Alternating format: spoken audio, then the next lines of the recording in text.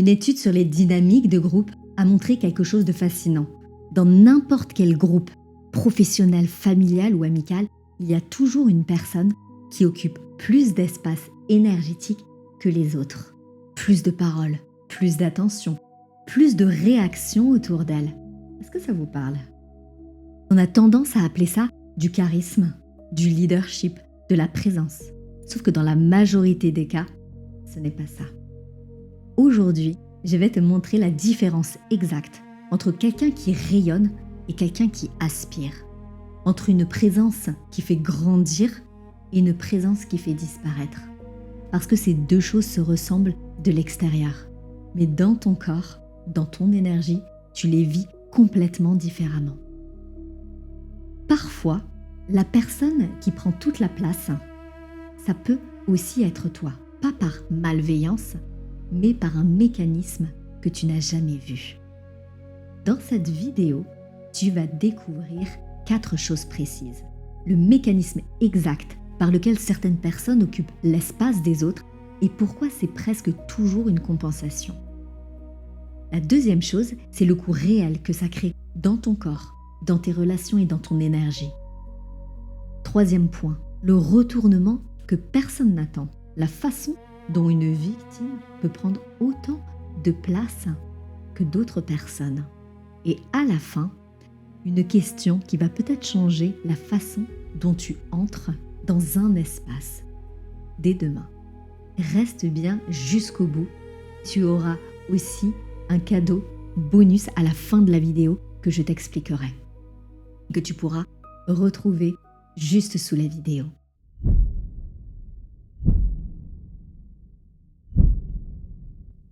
Commençons par libérer une idée reçue. On croit que les personnes qui prennent toute la place sont des personnes qui sont puissantes, qui ont un fort caractère, qu'elles ont quelque chose de plus, une énergie supérieure, une présence naturelle. C'est presque toujours faux. Voilà ce qui se passe réellement. Prendre toute la place énergétiquement, envahir l'espace d'une conversation, d'une pièce, d'une relation, c'est presque jamais de la puissance. C'est toujours de la compensation. La compensation de quoi? D'un vide intérieur que cette personne ne sait pas habiter. D'un silence intérieur qu'elle ne supporte pas. D'une insécurité profonde qui se régule en occupant l'espace extérieur. Parce que ce que tu ne sais peut-être pas, c'est que le bruit extérieur est presque toujours proportionnel au vide intérieur. Plus quelqu'un a besoin de remplir l'espace, plus il y a quelque chose qu'il ne supporte pas de ressentir dans le silence. Est-ce que tu connais ces personnes qui ne savent pas laisser un blanc dans une conversation? La grande présence qui envahit n'est pas un signe de puissance, n'est pas un signe de charisme. C'est un signe de régulation. Cette personne tente de réguler son inconfort intérieur en dominant l'espace extérieur. C'est un déversement. Ça se ressent avant de le comprendre. Il y a un mécanisme qui est particulièrement invisible. Cette personne ne sait pas ce qu'elle fait la plupart du temps. On pense qu'elle anime, qu'elle porte le groupe, qu'elle est essentielle. Elle a raison de le penser, mais c'est pour les mauvaises raisons. Elle est essentielle parce qu'elle crée autour d'elle un système qui a besoin d'elle pour fonctionner. Pas parce qu'elle rayonne, mais parce qu'elle aspire. Parlons maintenant de ce qui se passe dans ton système nerveux quand tu es dans la présence de quelqu'un comme ça. Tu connais probablement cette sensation. Tu me diras dans les commentaires. Imagine que tu rentres d'un dîner, d'une réunion, d'une conversation, t'es sorti avec un ami, une copine, t'es épuisé. Pas fatigué d'avoir travaillé, tu es vidé, comme si quelque chose avait été pris. Tu sais pas quoi exactement, tu sais pas dire. Pourtant, t'as passé une bonne soirée, mais t'es épuisé intérieurement. Voilà ce qui s'est passé. Ton système nerveux a passé toute l'interaction en mode adaptation. Il a dû s'ajuster en permanence à l'énergie dominante de l'autre. moduler tes propres besoins pour faire de la place, réduire ton espace pour que l'autre puisse occuper le sien, puis finalement envahir le tien. Cette adaptation permanente, invisible, constante au contact de cette personne, non choisie, coûte une énergie considérable. Mais pas parce que tu es faible, parce que ton système nerveux a fait ce qu'il fait toujours face à une présence envahissante. Il s'est mis en retrait pour maintenir la paix. Puis tu n'avais probablement pas conscience de ce qui était en train de se passer. Tu ne rentres pas épuisé de certaines interactions parce que la conversation a été longue, par exemple. Tu rentres vidé parce que pendant toute la durée, ton système interne a travaillé pour maintenir ton espace dans une dynamique qui l'effaçait. Ça, c'est un coût relationnel qui est extrêmement insidieux. Ce coût, souvent, tu ne le vois pas immédiatement. C'est-à-dire qu'il s'accumule. Ce n'est pas juste une interaction, c'est qu'il y en a plusieurs qui s'ajoutent jusqu'au jour où tu réalises que dans cette relation, qu'elle soit professionnelle, familiale, amoureuse, tu existes de moins en moins. Tu t'éteins. Tes opinions s'effacent. Tes besoins passent après. Ta présence se réduit. Pas parce qu'on te l'a demandé, mais parce que le système énergétique de cette relation a progressivement redéfini ta place. Ta place, elle n'est quasiment plus présente. Maintenant, je vais te dire quelque chose. Peut-être que tu n'attends pas. C'est une partie qui est extrêmement importante à comprendre dans les dynamiques relationnelles. On pense souvent que de prendre toute la place, ce sont des personnes dominantes, des personnalités fortes, des leaders, peut-être des personnes qui sont narcissiques, autocentrées. Est-ce que vous pensez ça? Honnêtement, dites-moi dans les commentaires. Mais il y a une autre façon de prendre toute la place. Ça, moi, c'est quelque chose que j'ai beaucoup connu dans certaines relations, d'être au contact de ces personnes-là. C'est une façon qui est beaucoup plus subtile et beaucoup plus socialement acceptée. Pourtant, elle est tout aussi envahissante.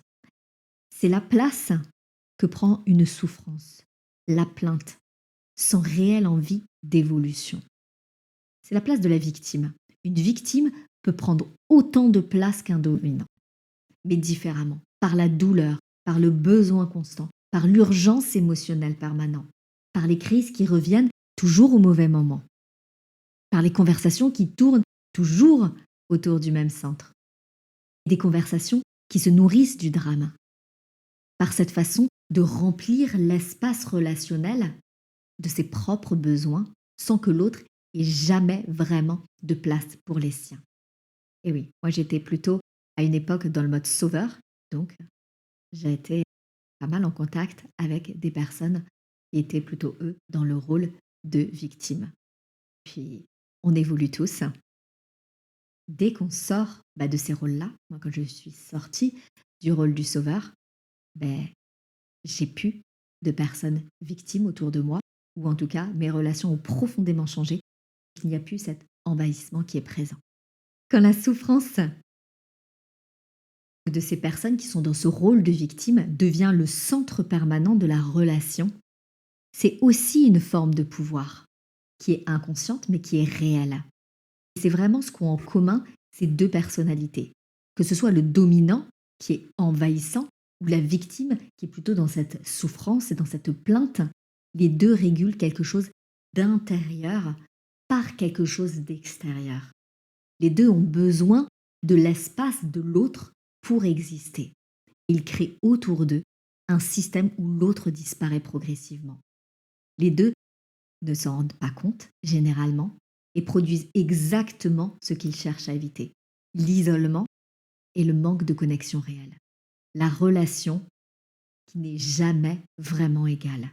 Encore une fois, c'est un schéma relationnel qui se répète.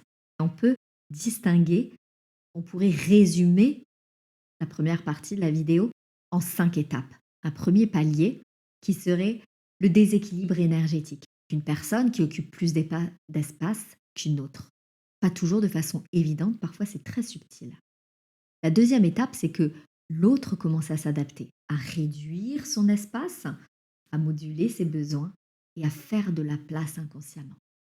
Ensuite, le système se stabilise autour de ce déséquilibre. Il devient la norme, la façon dont cette relation-là fonctionne. Ensuite, celui qui s'est adapté commence à s'éteindre, à disparaître. Ses besoins ne sont plus nommés, sa présence se réduit, il se sent de moins en moins vu, de moins en moins nourri dans cette relation.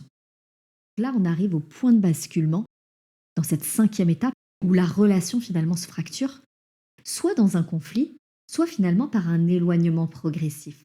Les deux personnes ne comprennent généralement pas ce qui s'est passé, parce qu'elles n'ont pas forcément les outils pour le nommer. Personne n'a vu le déséquilibre énergétique s'installer. Et pourtant, il était là depuis le début. C'est vraiment cette distinction qui est très précise entre la présence vide et la présence pleine. Parce que tout ce dont on a parlé jusqu'ici, c'est la présence qui est envahissante. La compensation, l'aspiration, on parle parfois de vampire énergétique. Et ça décrit ce que j'appelle cette présence qui est vide. Vide, non pas parce que la personne n'a rien à donner, vide parce que sa présence prend au lieu de donner. Donc sa présence n'est pas construite à partir de sa stabilité intérieure. Elle aspire l'attention, elle aspire l'énergie, elle aspire l'espace. Face à elle, on se sent de moins en moins. La présence pleine, cette présence magnétique, c'est l'exact opposé. C'est quelqu'un dont la présence nous fait nous sentir grands, ouverts. Pas parce qu'il complimente, pas parce qu'il valide, mais parce que dans son espace, on a la place pour exister. On n'a pas besoin d'attention pour se sentir réel. Il n'y a pas besoin de dominer la conversation pour se sentir puissant. La personne est pleinement là, sans avoir besoin de prendre quoi que ce soit.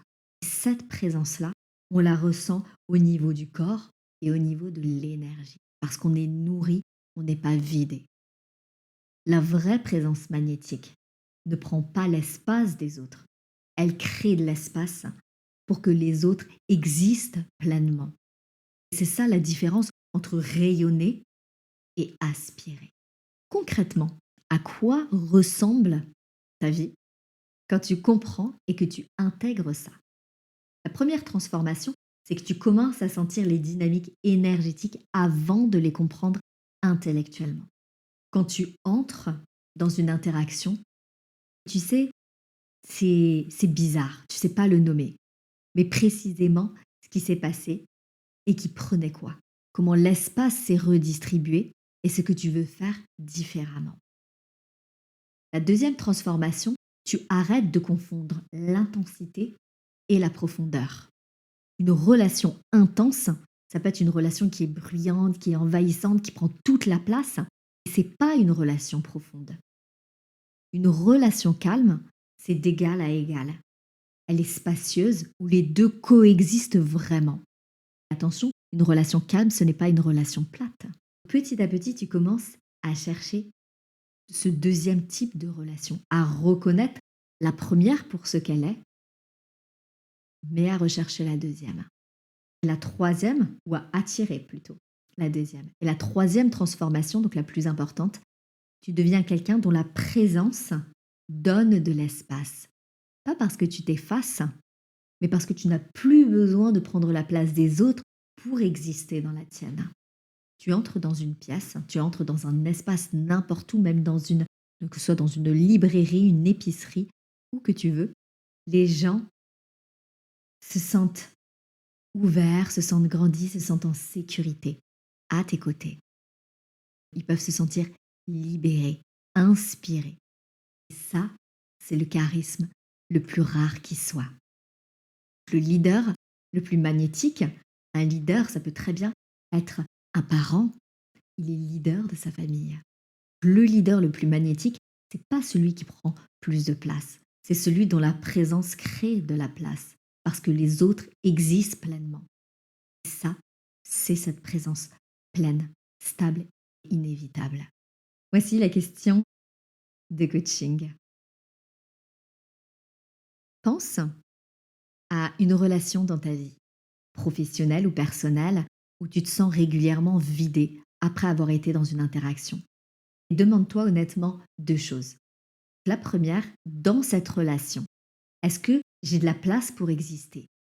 Est-ce que mes besoins ont autant d'espace que l'autre? La deuxième question, celle-là, elle demande du courage. Est-ce qu'il m'arrive dans certaines relations, dans certains contextes, de prendre plus de place que ma part?